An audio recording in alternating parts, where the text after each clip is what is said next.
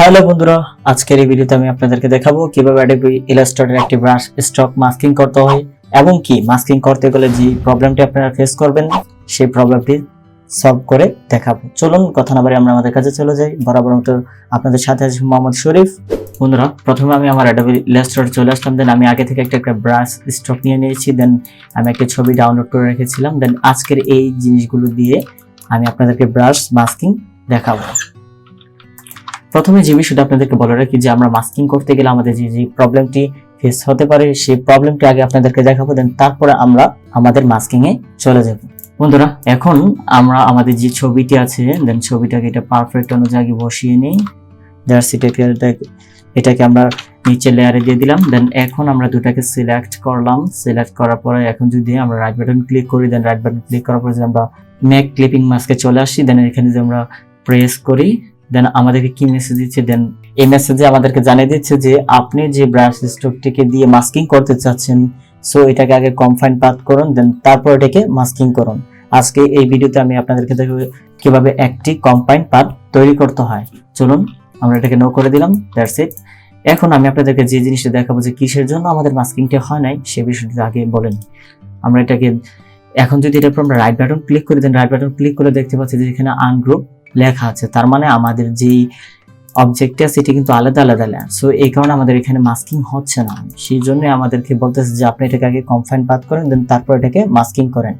কিভাবে confine path করতে হয় সেই বিষয়টা আজকে ভিডিওতে ধারণা দেব। অবশ্যই ভিডিওটি মনোযোগ সহকারে দেখতে হবে, তাহলে আপনি যে কোনো ব্রাশ স্ট্রোক দিয়ে একটি ছবিকে মাস্কিং করতে পারবেন।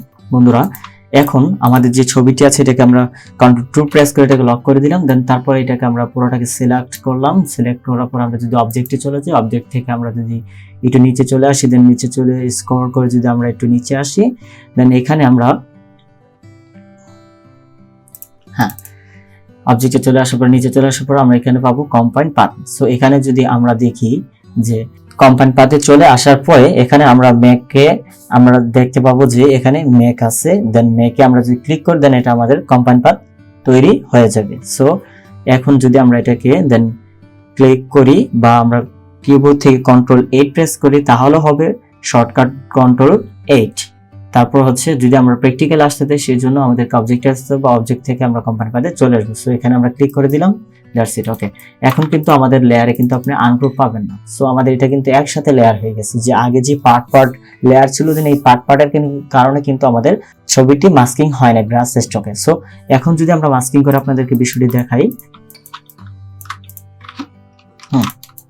ওকে, দেন এখন আমরা দুটাকে সিলেক্ট করলাম। দেন তারপরে এটাকে যদি আমরা মেক ক্লিপিং মাস্কে ক্লিক করে দেই, দেন দেখতে পাবো আমাদেরকে বলতেছে ইয়েস।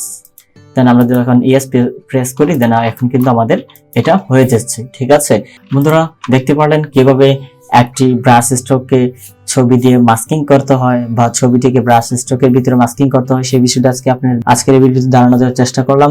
অবশ্যই ভিডিওটি যদি ভালো লেগে থাকে একটি লাইক, একটি কমেন্ট, একটি শেয়ার আর সাবস্ক্রাইব করতে ভুলে যাবেন না। আর যদি অলরেডি কেউ সাবস্ক্রাইব করে থাকেন, থ্যাংক ইউ সো মাচ। ধন্যবাদ সবাইকে।